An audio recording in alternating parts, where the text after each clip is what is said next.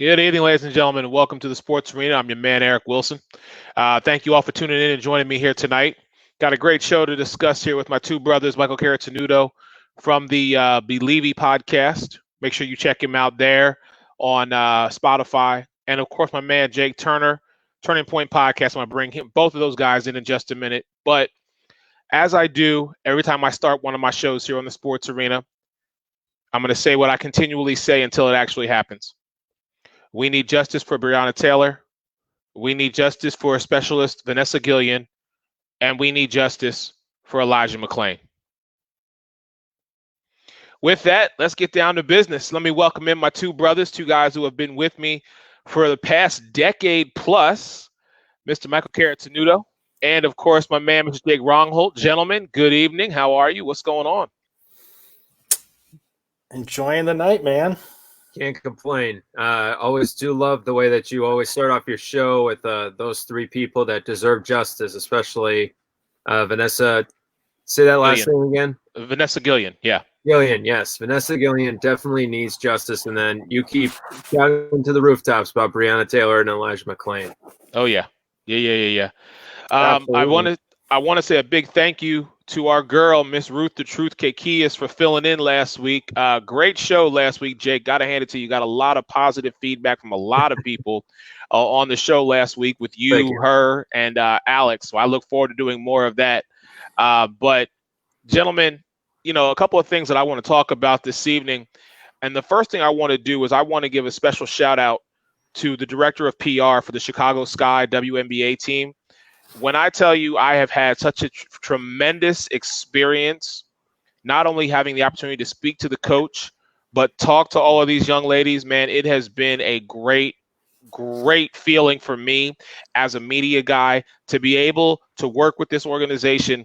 Let me just say thank you. They have been fun. They have been exciting. They have been just it's unreal, the amount of positiveness, given the situation that they are currently in, being in this bubble at IMG Academy in Bradenton, but their energy just is infectious. And that's why I wanted to start the show off tonight talking about the WNBA as a whole, because, they start their season coming up this Sunday, and the Chicago Sky, coincidentally, their first matchup is against a playoff opponent in the Las Vegas Aces. I want to make sure I say that right. I've been so between the names and stuff. One of the young ladies said this is kind of irony because of how things went down last season between these two teams. The fact that it's a primetime matchup on ABC with these two teams, it just speaks to the level of competition that exists in the WNBA. And I really feel like we don't give them enough love. So that's one of the things that I'm going to start doing moving forward, is making sure that I give a lot of love to the WNBA, to that entire organization. And I guess if you could say, if I had to pick a team that I'm kind of rooting for and cheering for, it is the Chicago Sky. General manager and head coach James Wade. This man, second season as head coach.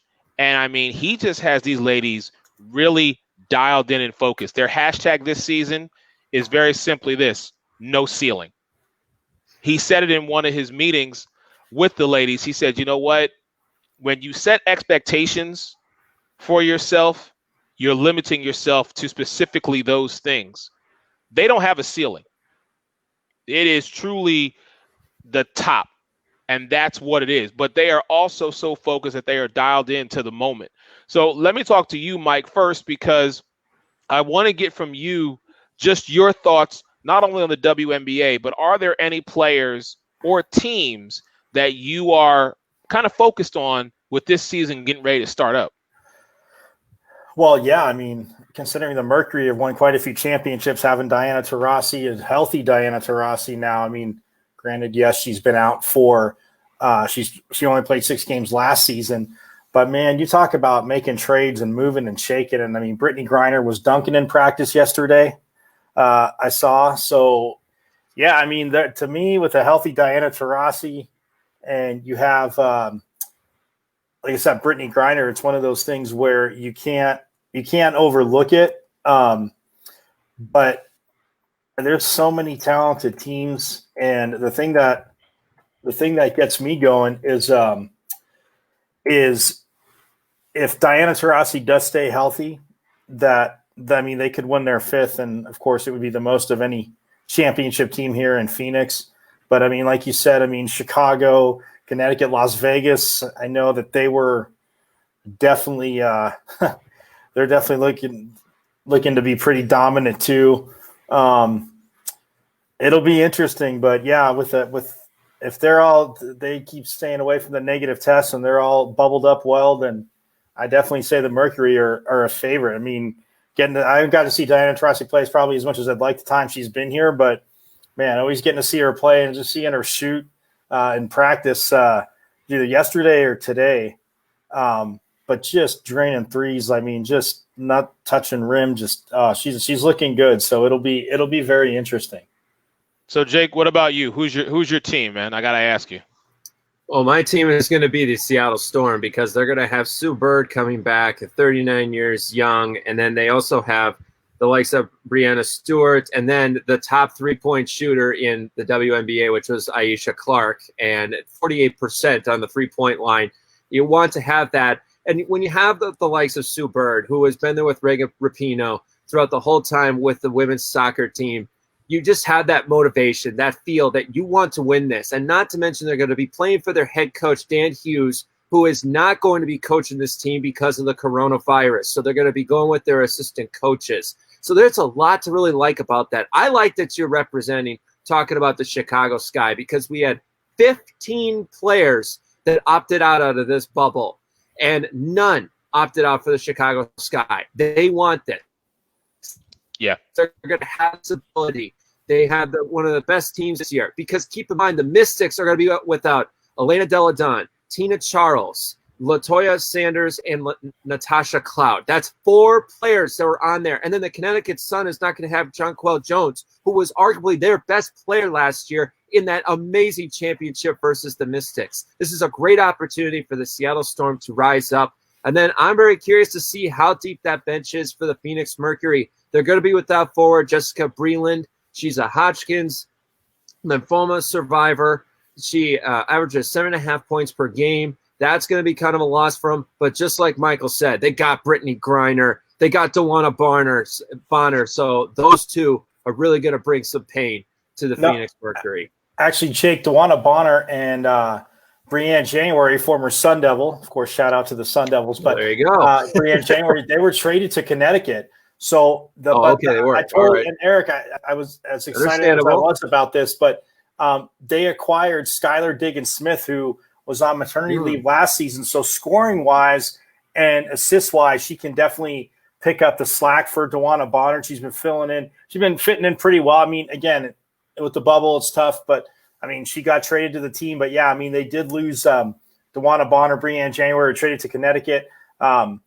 Essence Carson signed with Washington as a free agent along with Volani Mitchell. So it's a little bit of a different team, but you got Brittany Griner, you got Diana Taurasi, Sophia Cunningham, Brianna Turner, and Alana Smith are still under contract. So, I mean, yeah, I'm so stoked because I meant to talk about Skylar Diggins-Smith too, and when they traded for her. So I mean, Bonner will be missed, but you get somebody like Smith. So I mean, you're again. And not to mention, we're also going to have the rookie that we've been waiting to see in the WNBA. She's going to be out of the New York Liberty. And Sabrina Ionescu. That's true. Yeah, of course. I mean, 2000, 1000, played in the Pac-12. Did I mention she played for Oregon in the Pac-12? Okay, hold on. Speaking of playing in the Pac-12, we know that she's played for Oregon. Yeah, but let's not forget about Ruthie Hubbard, who plays for the Chicago Sky. Let me tell you right now, you put her and Stella Johnson, who originally was drafted and then got traded and brought over to the Chicago Sky. Yep. You know what I mean? So you're adding a lot of pieces. That has been the one thing that I have asked these ladies when I've been speaking to them. I'm like, given this unique opportunity and given the circumstance that you have had such a small amount of time after having 3.5 months off, how are you able to just come together and gel together? And you got to figure, first off, Chantel Lavender, she's not playing. And then, they're still waiting for Sydney Colson for her to be able to come down. Now, the team has spoken to Sydney, but there is no timetable as opposed to when she is going to be coming. So now you're looking at a Diamond DeShields, who, by the way, I got to tell y'all, if y'all ever get an opportunity to interview her, she is probably one of the funniest people I think I have ever interviewed. Like, she, not only is she real about just everything, the first interview I ever did with her, she made it very clear to me, listen, we're not here on vacation. We're not here to go fishing. We're not here to go golfing. We are here to win a championship. That is it. And think about it like this. Right now, they only have 10 of their 12 players. That's it. So, I mean, to be in this situation, to be in this bubble and have this unique opportunity, and for these ladies to come together and gel together in a very short amount of time, it just speaks to the to tenacity, to the dedication they have, and most importantly, how committed they are to the game. Like, I asked Courtney Vandersloot, I said to her, I said, 11 seasons. You have got, I'm sorry, that was not her. That was, she's 9 seasons, 9 years in the game. And she's like, listen, I was drafted by Chicago. I want to win another one for Chicago. She is all about this team. It's crazy when you listen to these young ladies and these women talk about just their level of dedication, not only to the brand, but what they're doing off the court, as far as all the social injustices that they have going on. So please, ladies and gentlemen, stay tuned, because there is more to come when it comes to these women of the WNBA, in particular with the Chicago Sky. Go ahead, Jake. There's also another team out there that needs to get over what happened last year, and that is the Los Angeles Sparks with head coach Derek Fisher. Remind yourself that Candace Parker was taken out of that game, and they lost a tough one in that game 3 of the semifinals to the Connecticut Sun. So now the Sparks, they got Candace Parker coming back, and that could also be an interesting story going forward, because if you're Derek Fisher right now, you got to be feeling just a little bit that seat's just a little hot.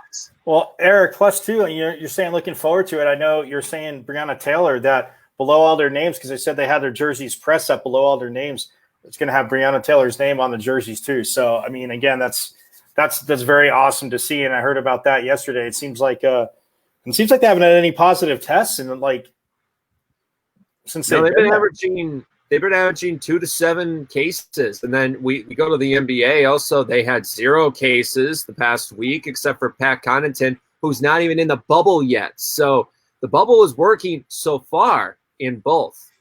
Yeah. So let's transition. Good segue. Like the way you did that, Jake. Here on the Sports Arena, your man Eric Wilson, along with Michael Carotenuto and my man Jake Rongholt, as I call us, the original 3 kings of doing this, man, for about over a decade plus.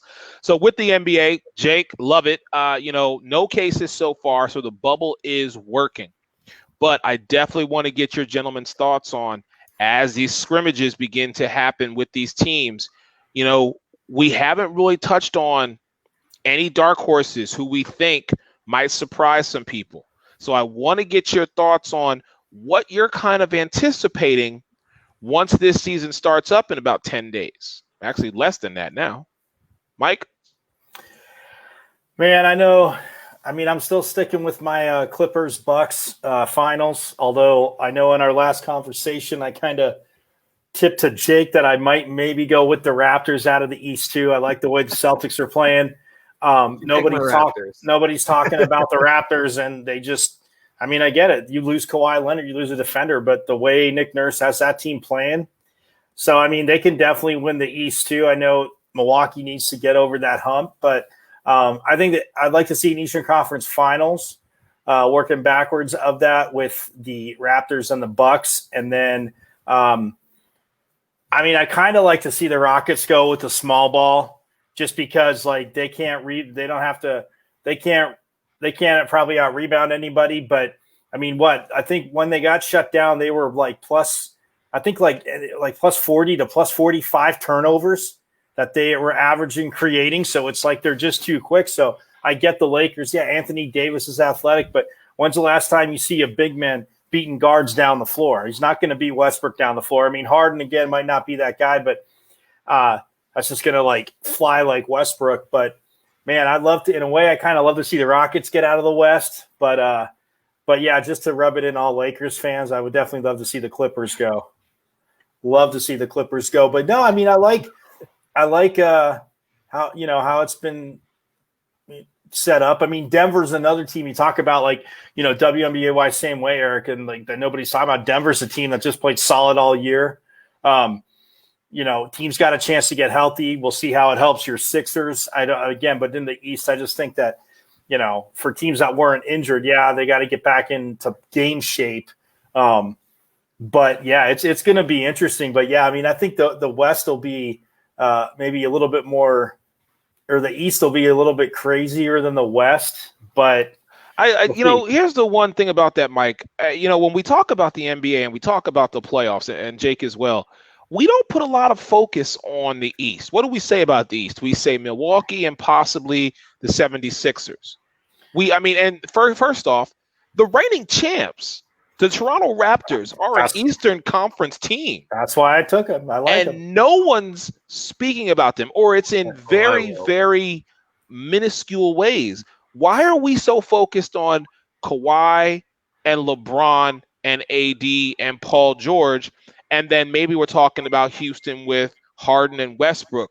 Why are we not focused on – has the East really gone down that far to where the West is up here and the East is like here? I mean, Jake, really? Is that what we're doing? Well, yes, of course it is, but it's also one word. It's clickbait. Everybody wants to talk about the Lakers. Everybody wants to talk about the Clippers and over. The Toronto Raptors are just not, as you hear in the media, sexy. They're not sexy. They got a very good team. Pascal Siakam. They got Nick Nurse. I love watching Nick Nurse get interviewed on national sports shows. It's always one of my favorite things of the year. And then you got Fred VanVleet that comes out of nowhere. You got Marcus Gasol, Kyle Lowry. And for me, I got the Raptors and I got the Lakers in the finals. That's my pick. I think the Raptors are the team to beat right now in the East. And if you look at the East too, don't fall asleep on those 76ers, because this guy named Shake Milton, before this whole thing happened, in his last 7 games, in March 1st, he had 39 points, 5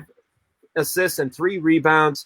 They're a 29-2 home team. If they could get over that wretched away record, which was 10-24, they're going to be on the road, so that's going to be a major test as well. But I can't believe I'm not hearing this team. How are the Dallas Mavericks not being talked about? Luka Doncic, Seth Curry. Seth Curry was one of the top 3-point shooters this year so far. The best one was Duncan Robinson of the Heat. So you got to give at least some opportunity for the Dallas Mavericks. Kristaps Porzingis is going to be playing. And then you got J.J. Barea, who's actually a very good leader as well. Tim Hardaway Jr. Watch out for the Dallas Mavericks. I know everybody wants to talk about the Houston Rockets and that small ball testing opportunity. But you know something? The Mavericks know how to play basketball. Rick Carlisle is a very good coach. Watch out for the Dallas Mavericks. Yeah, but here's the problem with those big men, Jake. As much as I think the Mavericks playing well, but like I said, if this time off, and again, I know they've been training a little bit, but just listen to Austin Rivers. I mean, the Rockets can literally, if teams try and turn it into a half-court game, good luck, because they're just going to get out, they're going to run, and they're going to crush threes. Dallas defensively, I mean, again, they're 40 and 27. So, I mean, they can do it, but I just think, to me, Denver's the most epic NBA finals for non-talked about teams, guys, would be Denver and Toronto. And I would watch every single minute of that just because look how Denver plays. I mean, again, Denver is kind of like what the Trailblazers have been. I know the Trailblazers are having a chance to get in, and if they do pass Memphis and get in, I mean, Damian Lillard in the playoffs, I won't bet against him, but to go all the way, it'd be tough. But, man, I just – the Rockets, the Nuggets to me, are just the other team that's just kind of right there. Like you said, everybody wants to talk about Lakers, Clippers. Everybody, you can talk about the Bucks and, the Celtics, like you're saying, and even the Sixers, because Eric knows, I mean, it's been kind of a train wreck before the injuries with Embiid and Simmons' stuff like that. Like, I love Simmons' talent. Yeah, the dude's in the NBA, not the best of shooters, but still, I mean, his game is sick. But, and that's another thing too, Eric. I mean, Jake, you talk about if Victor Oladipo comes back for Indiana, I mean, I think him just coming back and shifting their bench. Now, I'm not saying they could beat Miami in a series, but I'm saying they could screw up Miami's 4 seed and they could jump ahead of Miami. I mean, I don't see him jumping ahead of Boston. I mean, I think the top 3 are going to obviously Milwaukee staying there. But Boston. That's what I'm saying. But that's my thing. Like I am still, and I said this back in January. Mm-hmm. I was like, Boston has not been healthy. They have not been at 100% this whole season. So if you give them a healthy Enes Kanter, a healthy Tatum, a healthy Kemba Walker, a healthy Brown, Brad Stevens is going to make this work. This man is going to get this. If he has not had his team at 100%. The second that happens, Boston, I really feel, is going to be that team that just comes in under the radar because, again, they're a team nobody's talking about. And I still have Boston, LA. I just have it Boston, LA one more time. Ooh, and it's going to be one of those classic matchups that we're going to see. But, I mean, granted, you don't have a big name, if you will, with the exception of maybe Kemba Walker for the Celtics, whereas you have LeBron, AD. Now you've got J.R. Smith. You have Dwight Howard. So you have a plethora of talent on both sides, but the Lakers definitely have the more, I guess, names that you're going to recognize more so if you're outside of even if you're outside of the LA area. And then also don't fall asleep on the Heat. Don't. Duncan Robinson, got Tyler Hero coming off that bench.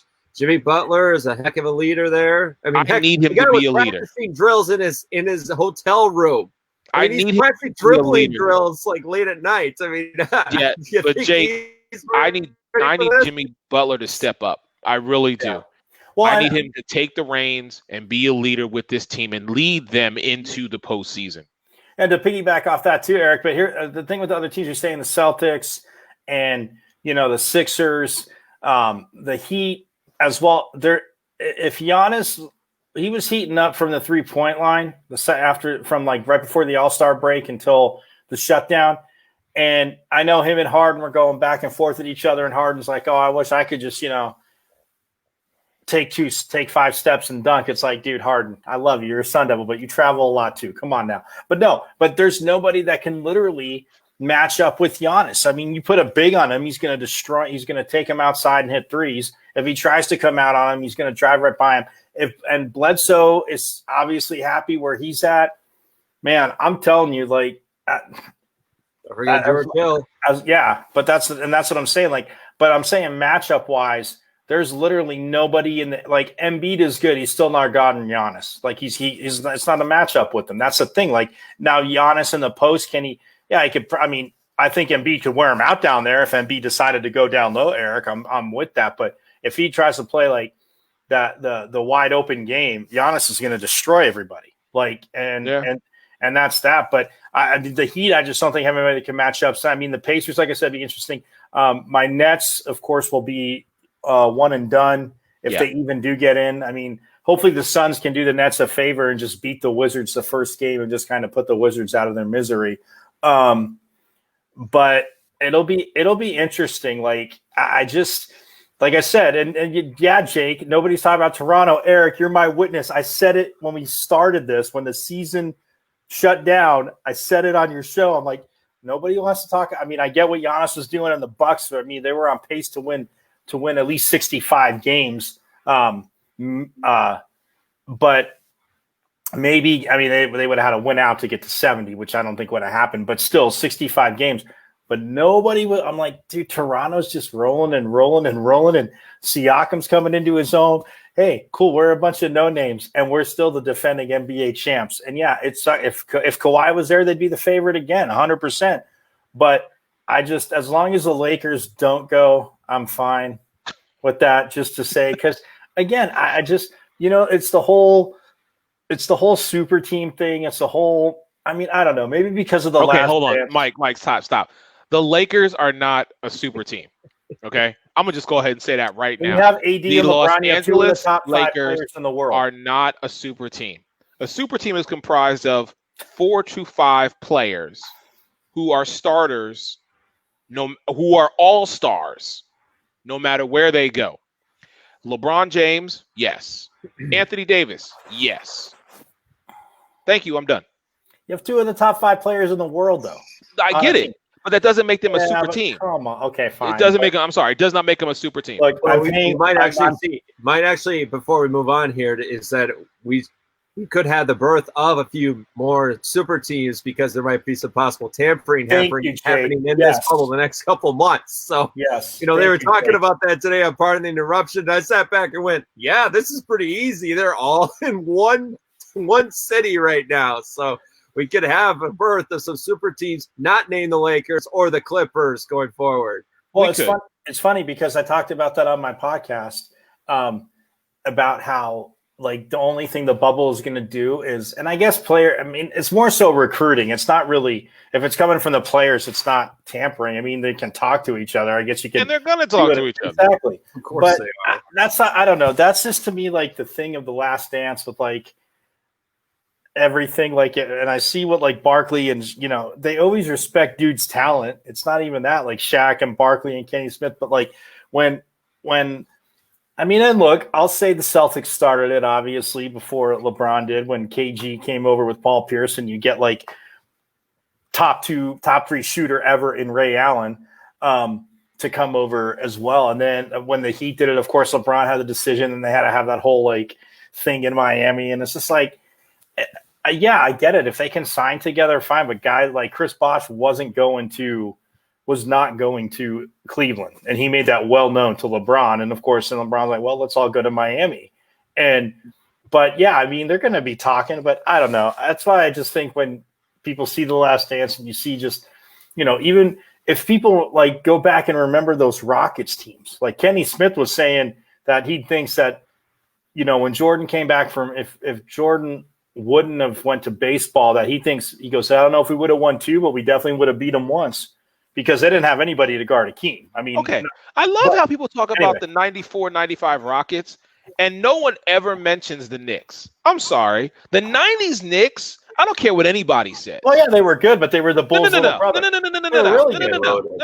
The 90s Knicks were great.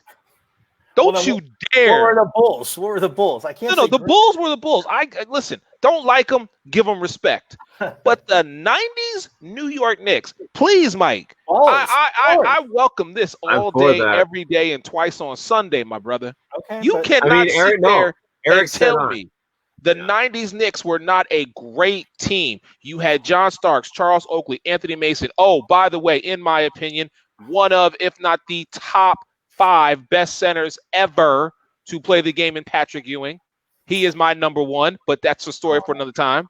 Okay. It didn't matter who the 5th player was, whether it be Muggsy, whether it be Doc Rivers, Derek Hart. It didn't matter. They were very good. They just couldn't win a championship. They were great, Michael. They were great, but they always met up with Michael, and that was their biggest issue. I mean, goodness gracious, those Bulls Knicks games, you basically could throw them in a boxing ring with hoops. That's how nasty those games were. Those 2 teams did not like each other at all. And that was always the one I was always looking forward to the most. Every time Bulls and Knicks were in the newspaper and it was Michael Jordan versus Patrick Ewing, as a Bulls fan, I was like, I'm ready. Let's take down those guys. I was dying.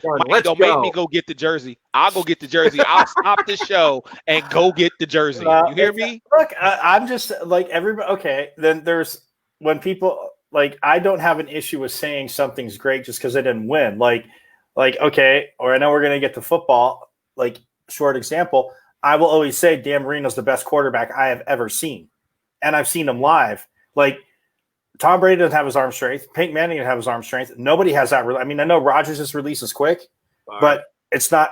Yeah, but it wasn't as quick as Marino's. Like Dan Marino, if you go back and look, I don't care if he didn't win a Super Bowl. If you put him on a Hall of Fame team, everybody in their primes, like I'll take Dan Marino.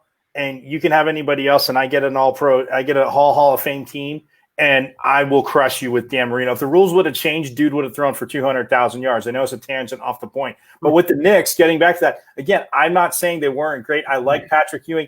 I would always go with Akeem over Ewing. I mean, again, come on, the Dream Shake, get out of here with that. Like, Okay. right. But anyway, I love Patrick Ewing is probably the only. Like, I couldn't stand John Starks. I love the way he played. I loved Harper. Keeps going and going.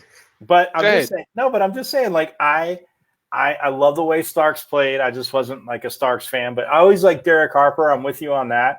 And when they got Larry Johnson, like, Larry Johnson, like in the Garden. Yeah, when they brought Grandmama in, it Grandmama definitely was awesome. Yes. Yeah. But anyway, I digress. Let's move on to our last topic here on the Sports Arena. Your man Eric Wilson, along with Michael Carotenuto and Jake Rongholt. Gentlemen, thank you again so much. And again, shout out to our girl, Ruth the Truth Kekias. She's on vacation. I'm sure she'll be back with us next Monday.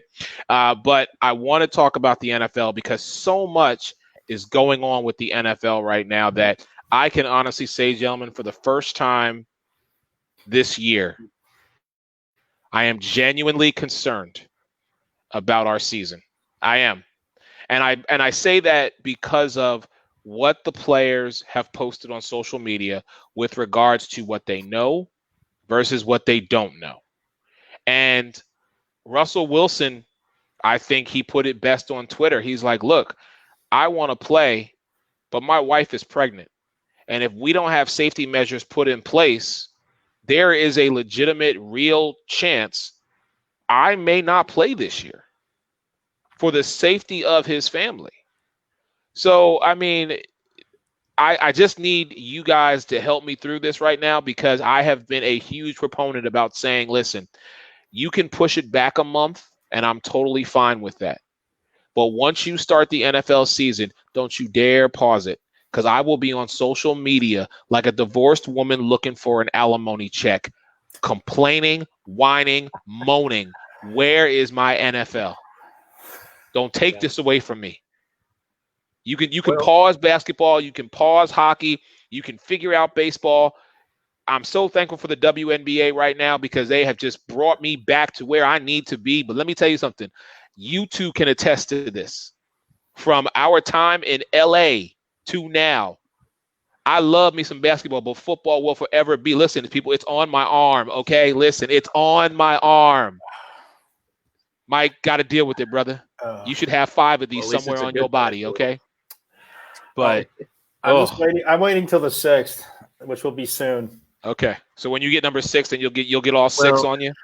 I'm gonna hold you to it. You know we're recording this, right? So I'm gonna hold you to it. Fine, I'll do it. I'm no problem with that. But gentlemen, NFL player safety, what's going on with this season?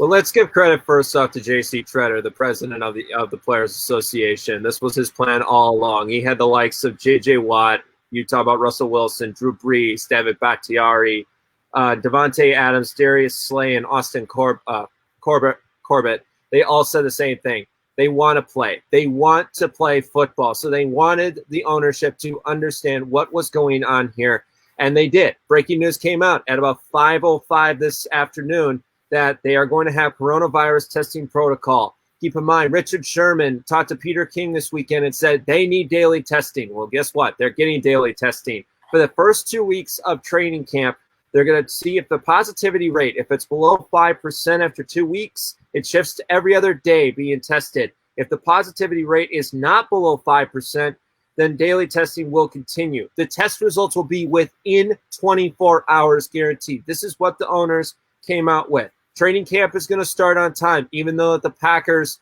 had their rookie mini camp that was postponed today. The Chiefs and the Texans did actually today step up, but now they're just getting down to the finances and the health and safety protocol. But this is a good step forward because it shows the NFL listened to their players. They understood the CBA was signed, and they have to, come up with this harmony. And this is a good start going forward because, like I said, I do believe it's going to be pushed back to October. But if they do get the season started on time, we will see. But this is a good step forward because it gives an understanding that they were testing, that they were ready for this, and that they were listening to their players. Well, yeah, and you look at that too, Jake. But here's the thing: like all the tweets came out yesterday, and again, it's good to see them, obviously, in solidarity and everything. But what came out today with the plan and everything, like this just didn't happen overnight. So the NFL obviously had a plan.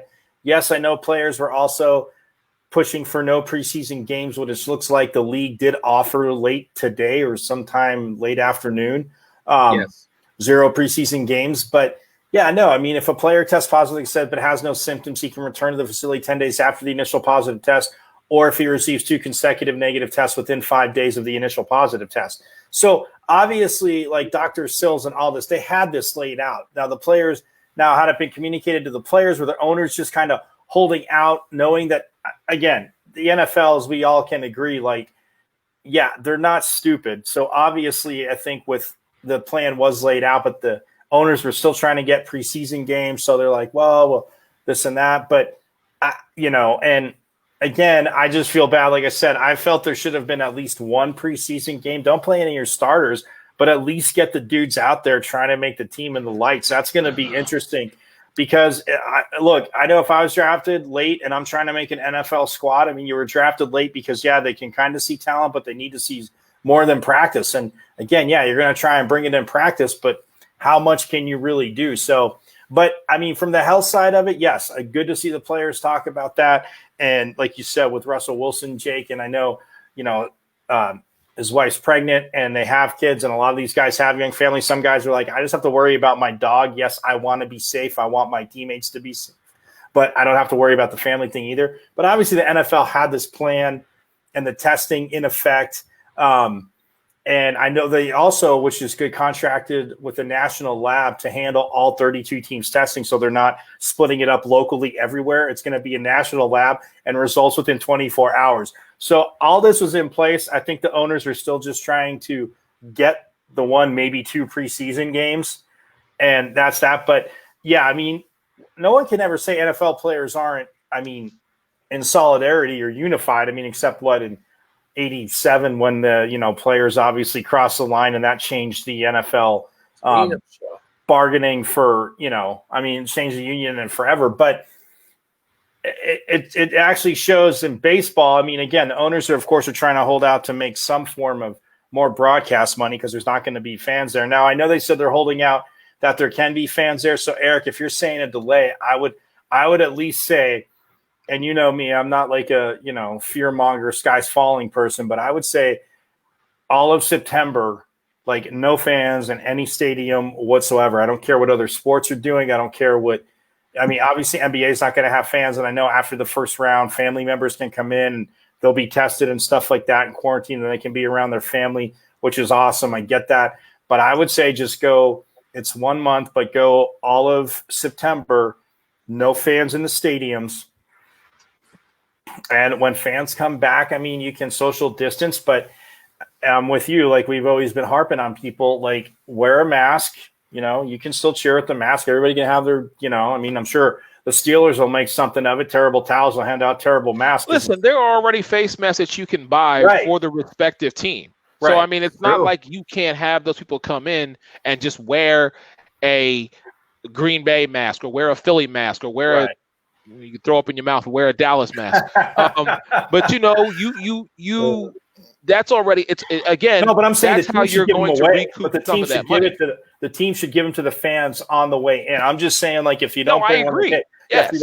But right, no, I would say just go all September, no fans, and then October, first Sunday of October, like integrate fans back in. Maybe your stadium's only at 50% capacity, and I just think that if you want to keep a season and it's about player safety and it being in the air and stuff like that, and it's obviously going to get colder too in a lot of places. It was cold here today. It was only like 108. So yeah, it was very about 106 cold here in Florida. So okay, no, nice. I get it. But yeah, but that's the thing. I'm just saying that once this begins, Don't there stop. cannot be an interruption. Right. So if you need to push it back for health and safety reasons to ensure that there is a full season, then I'm totally fine with that. And Jake, to your point, and Mike, if the owners were just waiting because they wanted to get 2 preseason games so they could stick a little more extra money in their pockets, I see both the positive and negative with that. To your point, Mike, those later round draft picks, those guys who, let's just take from, there's 255 positions, so let's cut it in half.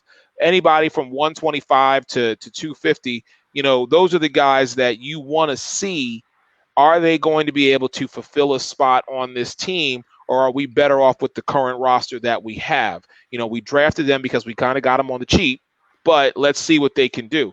I am still of the mindset, though, when it comes to this, that I really believe that this year, the players, as long as they do stay in solidarity with each other, stay in unison with each other on this, and you don't have that one individual who wants to be a knucklehead. Let me just call it what it is. I'll try and be politically correct here, and is willing to abide by these rules and regulations, then fine. But I have to admit, guys, I'm still a little leery based on the fact that it took till July 20th, where we should be getting ready for the Hall of Fame game. And that's not going to happen. We're not going to have any preseason games. So now you're asking a bunch of gentlemen, 1,553 guys who have not had the opportunity to play in pads, to play offense, defense, to scrimmage against other teams. They are just being asked to just come in and start work right away. Granted, muscle memory will pick back up, but I mean, are we going to be able to have a legitimate training camp? Well, I mean, they say, Eric, the first week, there's expected to be a week-long conditioning period before players put on pads. That's what's come out from the health thing too. Okay. So to your point, and I thought about that yesterday too, but like I was saying to you and Jake right now, I mean, obviously the NFL has had the longest amount of time to see what other leagues are doing, but it didn't affect. I mean, obviously, yes, the virus affected them, but it didn't affect because you had free agency, you had your draft, you didn't have many camps, obviously, but everybody had their, Zoom meetings and stuff, social distance, unless you're, of course, irresponsible, like, Dak Prescott and throw a birthday party, but that's beside the point. But to have a week of conditioning just straight with, no pads. I mean, obviously, I'm sure they'll have helmets on and stuff, get used to the helmet, but just conditioning, running, catching. And Rob Ninkovich made a great point earlier today, too, about, guys making teams. And he said, but the preseason, he goes, yeah, a lot of people look great, as we know, in shorts and T-shirts. But when the lights come on, maybe there's some 5th round pick, 6th round pick that they got somebody that, the lights come on and this dude's making the plays. Right. Our 3rd round pick, like, he looks great when, he gets the film, but now it's a competition. So but yeah, I mean, a week-long conditioning, perfect. And because like you said, muscle memory. I mean, again, I know the NFL, a lot of teams, I think, and I don't know for a fact, but I thought I read in trying to keep up with this that a lot of owners had sent or teams had sent like guys some workout stuff if they didn't have it. So, I mean, guys they've been able, yes, it's not the same, you're right, but I'm saying at least cardio-wise to get there. So the conditioning week, it's not going to be like, back in the days of the 70s where dudes had off-season jobs because they weren't making enough and they had to spend the first week and a half of camp literally getting back into shape and then go from there. So, I mean. And I did see somewhere, and Jake, please correct me on this. I know Philly has already said we will not have fans this year in the stands, and I'm totally fine with that. And I know also New York and New Jersey, there won't be any fans. Now, living here, there should be. Tampa, they've blocked off the first 10 rows for sponsorship, and then they are going to, I guess they're going to try to get it to work and maybe do, some type of where they bring in 25% the first couple of weeks and then up it as the weeks go on. But with Florida I know that we're against the time period here. I mean, I know that we got to wrap up, but I'll just say this real fast. They have to treat it like baseball did, like NBA did, like NHL did. Take it every 2 weeks. Don't report on it. And if you feel like you have to, get something out to the media, then do it. But if you don't have a good plan in place, then just stay off to the side and just keep figuring it out. Because like you said, we can't have a stoppage. If we have a stoppage, then that is just going to bust everything. And then we're wondering, okay, when's the NFL going to come back? So we're not really sure on that. So it's kind of like the summer movie season. They have to take it every 2 weeks. And now they just finally have just given up at this point. So we had to understand, and I had Mark Eckel on today of the Pack a Day podcast, 32 years in the business, and he told me the same thing. There is no cutoff date, but the NFL, just in case, without telling us, better have a cutoff date ready just in case. Yeah. Yeah.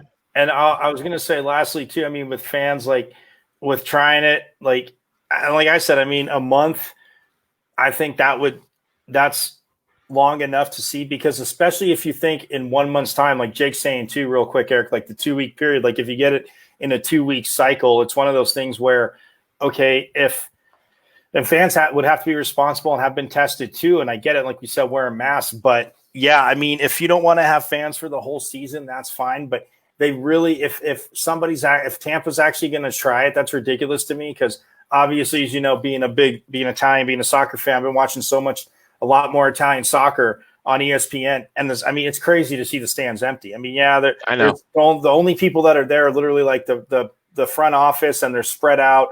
They're guys on the bench are wearing masks. But again, I know Germany, they've kind of handled it good and got it down, but they're not putting any fans in the stands. So, I mean, I said a month, if it has to be until maybe the playoffs, maybe, after the new year and fans, then I'm for that. Anything like you said, that's not going to pause it.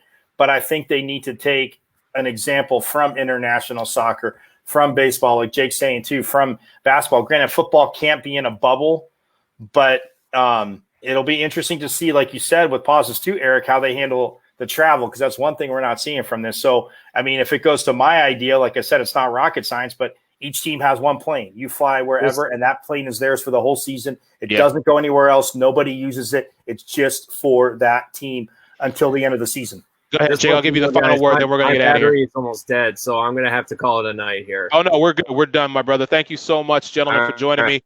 Jake Rongholt, Turning Point Podcast, telling both sides of the story. Make sure you check him out Wednesdays and Fridays. Michael Carotenuto, NBC Sports Radio 1060, a sports hangover out there in Arizona, as well as the BLEAVY podcast. He drops a new one every Friday. Make sure you check him out on Spotify. Mike, appreciate your time, brother. Thank you so much. I'll talk to you soon. That's going to do it for me, ladies and gentlemen. Your man, Eric Wilson, Sports Arena. Hey, definitely appreciate everybody. Appreciate all the time tonight. We will talk to you guys really soon. Again, a big thank you to the Chicago Sky WNBA team. Keep looking out for me to do more with that team, because, like I said, they have been a pleasure to work with. It's been an honor. Thank you again to everybody, and to Coach Wade and the entire team for just welcoming me in and embracing me as part of media. I'll talk to you guys later. Have a great night.